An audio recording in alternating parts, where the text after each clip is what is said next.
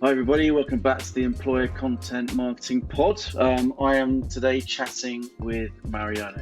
Mariano is from IBM over in Argentina, and we chatted a good few episodes ago, and I wanted to get Mariano back onto the podcast.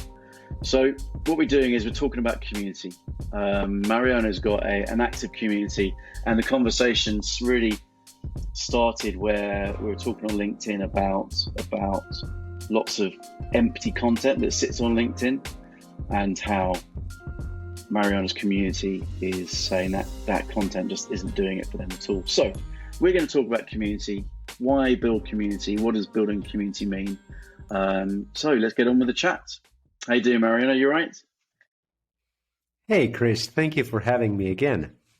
And yeah, it started like we were just talking about it. It started like us venting on LinkedIn, and we can talk about this all day, about this empty content, empty engagement, Yes. whole engagement-based type of tactics.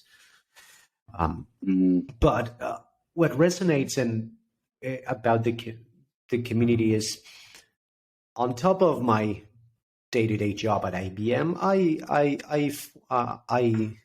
I'm a member of a IT community here in Argentina. It's called CES Army, and it's mostly a infrastructure / systems administrator community, but it also involves developers, the whole thing, right? Yeah. And I'm a member of this community, and I started as a member. Now I kind of like actively organize stuff for this, because I started at IBM as a system administrator like 15 years ago. So my heart never left that role. So even if I am in talent marketing now, I still geek about it, So yeah, this is like a community that the objective, the motto is support for those who give support. So basically the objective is just a place for therapy, to share knowledge, to help each other. We do events, we get together to have some beers, we have fun. It's just a place, a meeting place, a gathering place for all of us to exchange knowledge, best practices, help each other in any way we can. And so there's a blend of in-person meetups. How much do you do online as well? You have a Discord server, don't you? Is that right?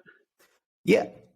It's funny because it's all bridged. So you can use Discord, Slack, or IRC. We are IRC native. We are still in IRC, and that's how we met before. Many of our members, they joined through IRC. But yeah, I use Discord every day. Nowadays, it's all about Discord. So the day-to-day stuff happens on Discord. Then we have local meetups and bars to just have a beer. Sometimes we do live YouTube transmissions to discuss IT news and best practices. And we also organize one yearly IT conference as well. Nice. And how many people roughly do you have at any given time in that community? Like, let me check. I'm checking Discord now. So we have in total 6,600. Okay. that's brilliant. On the Discord. Usually when we get together, have beers, it's usually in downtown Buenos Aires, so not everybody can come, probably around 50. And for the yearly conference, last year we have 45,000 people enrolled to that conference. We're expecting more than 50,000 this year, so let's see how we manage that. So yeah. That's amazing. Is that conference all in person? And do you do that over a day or over a couple of days? How does it work? Yeah, it used to be. It's called Nerdearla, which means translation in Spanish will be to nerd it, nerding on it. Before COVID, yes, it was face to face. So before COVID, we had like 5,000 people attendance, something like that.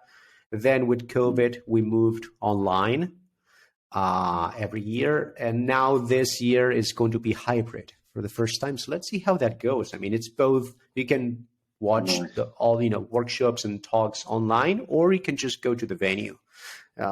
It's a question mark to see how many people come. Yeah, that's good. And what you why did you set up the community? What was your kind of, because that, what you've done is like it's not easy at all. It takes a lot of heart to do it. What's driven that? What's driven First of all, that motivation to do it? yeah, absolutely. First of all, I didn't do it. His name is Ariel. I mean, he created the community. So when I joined, the community was already there. I joined as a member. And then naturally, this is how it grows. Is if you want to contribute and be part of organizing the community, come in. The motto is, don't ask if you can help, ask how can I help. But the reason was exactly the same. Why Ariel created this community and why I joined is because we needed a place to find some help and connect with people who has the same struggle as we have. It's kind of like what you're doing with your podcast. It's like sharing knowledge and, hey, I'm all struggling. I'm hitting a wall with this. Has anyone had the same issue and how did you solve it? Or can we vent about LinkedIn? That's pretty much it, in a nutshell. So, for example, this event, this IT conference, the main activity of that conference is not just the talks and the workshops, it's the co-working. So in the conference, you have a central co-working space where you can just go and work and not do anything else. The conference is free and open. Yeah, nice. Okay. You can just not go to any talk and just go to work. And, raise your hand if you have any issue and if there's someone, next to you that can help you out. That's the whole spirit. So the whole purpose of the community is just connect with people who are either learning or know more than you and just help each other out. That's lovely. And I think doesn't feel like there's any pressure on community members at all. Like they feel they're going to be sold to, it's literally, they want to learn something, or actually, I like the thing that it's not, how can I help? It's what can I do? Because then everyone's got some sort of ownership over the community as well, which then sustains it, doesn't it? That people feel that they're really, really part of something. But those are massive numbers. How long has it taken you to get to those numbers? So this is the 10th year of the community's existence. Wow. So it's 10 years so far. Happy birthday. And again, lovely. I didn't start it. It was it's a core. His name is Ariel and Eduardo. So there are a couple of guys. So, and after 10 years, again, there's a kind of like a rotation. People come and go. It's like, okay, I'm going to help out this, for a period of time. And like you just said, there's just not pressure. All of us, each one of us, we have our day jobs. So this is something we do on a side, 100% volunteer. It's just because we've been there, we love it, and we would like to help each other and the next generation as well. It's funny how you can see now that this generation is talking about containers, etc., and we were raised with Bash scripts back in the day. It's fun for us as well to see that. But it's kind of like what we are doing here, Chris, is that very sense of belonging and, okay, we're all in this together. It doesn't matter which company, it's about the job, right? Yeah, lovely. Well, when I've seen the kind of most successful communities out there, and they I'm thinking of another community in the UK, and it's very sincere. It's all driven on the fact there's no pressure, and everyone's just here to learn and nothing else. So like you created in a way, this community is kind of a utility. It's part utility, it's part learning, it's part therapy as well. There's a whole lots of things kind of blended in there as what is it in terms of what it provides the people that are part of that community. What kind of things? Let's talk about some of the things that are actually take place in the community. I mean, talked about the conference, talked about the Discord server, but what kind of things would people be doing in the community that's helping each other and helping them learn, etc., etc.? Okay, yeah, that I think that kicked off our discussion on LinkedIn content and how the people that I meet every day on this community completely hate LinkedIn. They hate it, especially the type of content that is being. I tell you what, let's talk about that for a bit these days. Let's talk about that for a bit. Actually, I'm happy to do so. Come on, let's do it. So what is it they're saying about LinkedIn? LinkedIn is becoming increasingly popular. I think the content on LinkedIn is very different to what it was, say 5 years ago. I'd say there's a lot more activity on it, but our discussion was a lot of it is the wrong activity. Yeah, I mean, everyone, and again, we're talking about an IT community, right? So IT people. They see LinkedIn. Think about them as they are getting bombarded every day by recruiters and emails with job offers, that sort of thing. So that is like the everyday stuff. They are completely immune to whatever we have to say. They've heard it all. They heard it, different versions of the same type of message. And they see LinkedIn as they want LinkedIn to be a useful place, mostly, right? Like a professional place to exchange knowledge and networking with professionals. And if they want to find a job or find an event or something interesting to do, they see that as a professional place, right? They have like the court is set, and it's a very well marked territory. It's a box, right? So this is the box for professionalism. Then they have Twitter for jokes and memes, and that's the box. They're not expecting to see professional content on Twitter. Twitter is my place to have fun. LinkedIn is my place to, for the professional side. And then they see all this cringy content, people dying and people at the hospitals, and it's more of like the type of things that you will see on Facebook, and the worst part is they see that as also fake because it's completely unauthentic. It's like you're doing that just for attention, and LinkedIn will distribute that content the most because it's getting the most engagement. But who is engaging with that content? Just maybe another, I don't know. Is that really useful? So I'm talking specifically about people, the people that I know, IT people, they get repelled for LinkedIn these days because they find it like a waste of time, and it's just cringy and boring and honestly a bit sad, just like, okay, I'm not going to spend my time here. So it's a real, that's on LinkedIn. And I totally get where you're coming from. No, go on. So that is what I hear every day on LinkedIn. Okay.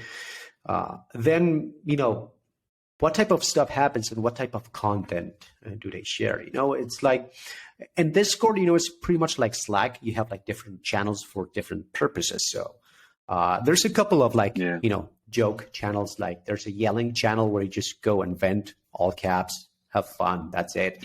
Then you have a little wins channel, a little wins channel where you just share those little wins you have every day. You have a channel for jobs, channel for technical support or technical help, that sort of thing.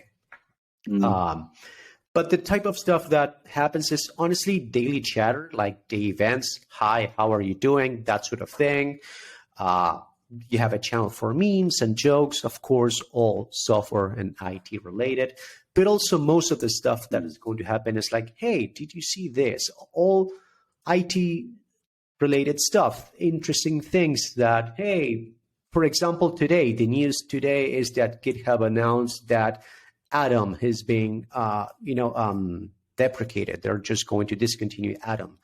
And there's this whole discussion of, hey, learn Vim, learn how to use Vim. And they're joking, but also discussing that. So that's the theme today. Tomorrow, who knows? But it's always all around IT and at least semi-interesting stuff. So that's the type of content and conversations you'll see on Discord every day. Then we'll have this podcast / YouTube live where we discuss IT news, highlighted news of the month around IT, and we do it in a relaxed and funny way, like we joke around it and we just comment on these news.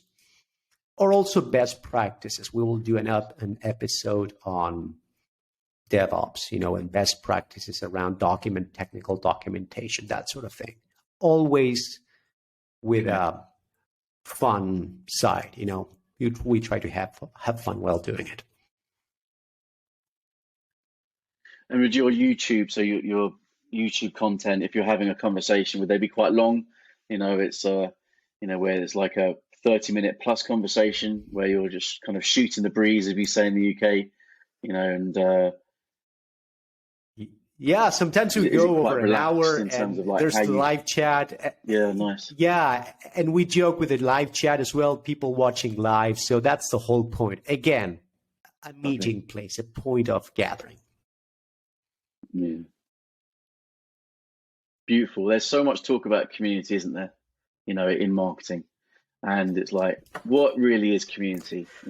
What you're talking about is absolutely 100% community. Now,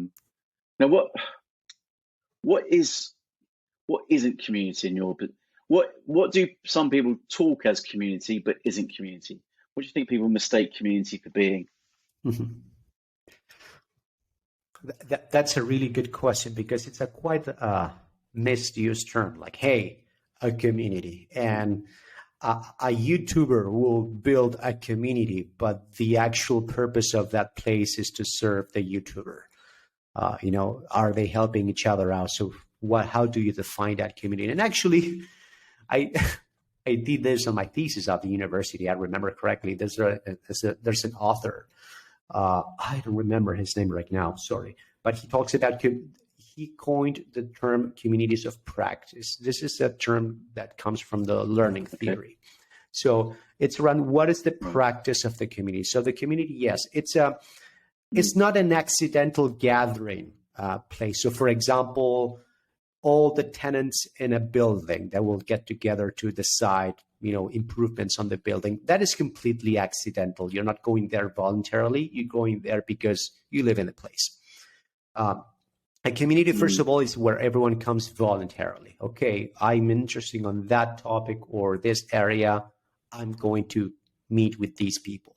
And second, when there is the values is measured in knowledge, and the status of each community member will be based on how much they bring to the table, how much knowledge they put in, and not like in the way of, hey, I know more than everybody. That's not what I'm talking about, but it's about how much are you helping each other out, and how much the rest recognize you because of how much you are helping out. So that is pretty much the sense of the community and how the community interacts with each other, where they meet. Nowadays is Discord. Discord is kind of like the place to build communities these days. But it's a good question on, everything is a community. No, a community has to be something voluntary. It's not doesn't have a financial purpose, okay? It doesn't have like a content market. The purpose is knowledge exchange, helping each other out, and that's it. If you say, I'm an Instagrammer and I build a community and then follow me on Discord, what is going to be the purpose? Just to follow the content that you create? There's no one person centering the community. The community is the sum of everybody.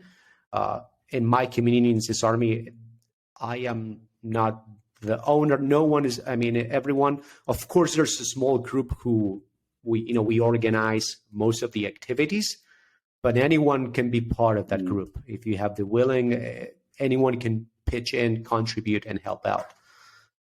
That's what I understand that community should be, and what it should. That's how you say that's how you differentiate. Okay, this is not really a community.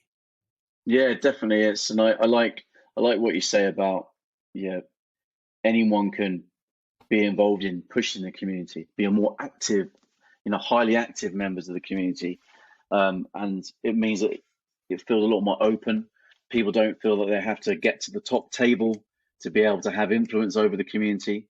And that makes that community more sustainable because, as you said earlier on, about the next generation as well. So it's easier to to ensure that community lasts for many, many years.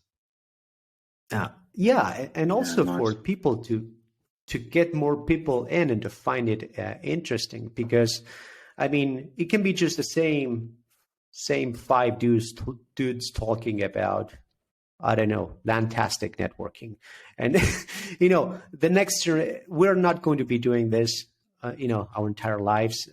You have to be mindful that next generation is coming, and how do we bring more people? That's why, for example, we could have stayed on IRC all our lives. And okay, if you want to join our community and talk with the members, join an IRC server.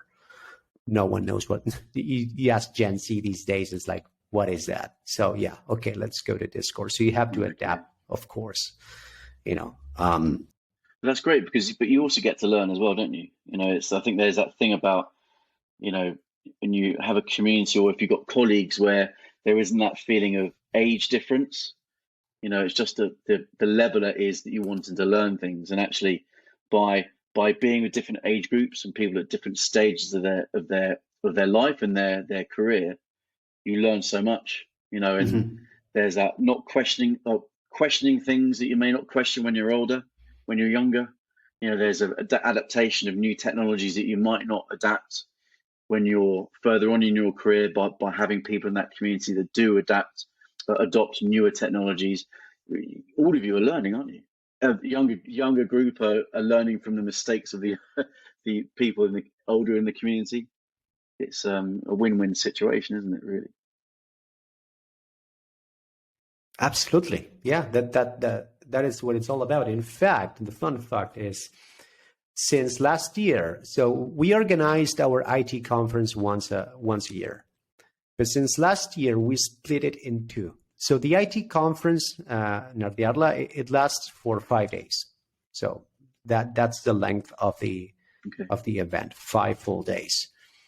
What we did since last year is we split it in two, and before the big conference, we do a smaller satellite event a few months before. That's called Nerdearla 101, and it lasts for 2 days. And these are only like entry-level talks and workshops for people who are just getting into IT.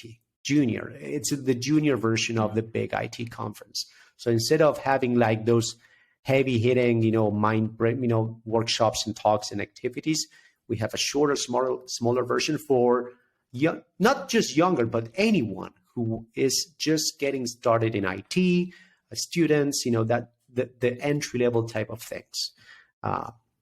So that's part of the learning as well. So we said, okay, there's a lot of people here that are just getting into IT, looking for a job, etc. But they don't understand if you're talking about load balancing servers if you bring someone from Meta to talk about load balancing servers, they're not there yet. So let's do a satellite event, with more entry-level activities where they can also meet each other, meet other people like them that are just getting started. So that's the whole point as well.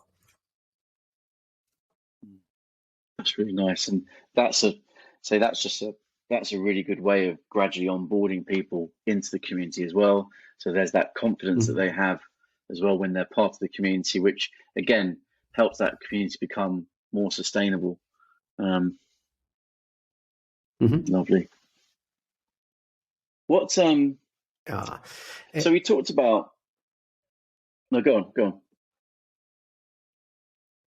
I was just going to say that this is being applied only for this particular IT community in a corner in Buenos Aires in Argentina, right?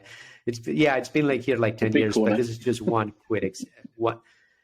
this is just one example, and it's good to see how this can be applied for any other industry or professional area in any other countries. My personal learning from working with many countries and many cultures is that if you go to the United States, for example, or any other countries, I never saw this level of community commitment, or at least culture of community, where it is easy and spontaneous for communities to pop up and people to get together. I don't see that as much. It's also about, okay, how can you, based on your country and your culture, how can you how are you going to meet? Is it going to be Discord? Is it going to be every day? Is it going to be a podcast? What is it, right?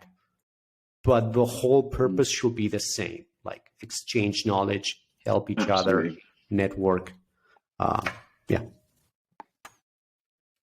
Absolutely. I think and that's where it does, what you're doing with community is very much tapping into principles of content marketing in terms of really what value can we bring the community. It's not about, a lot of what you talked about is not what can the community owners get from the community. It's what the community can get from the whole community. So that for me does tap into principles of content marketing, where it's not the value being, well, just buy a product or get a job with us. It's actually you are learning things. You are moaning about things. You are laughing about things through meme servers.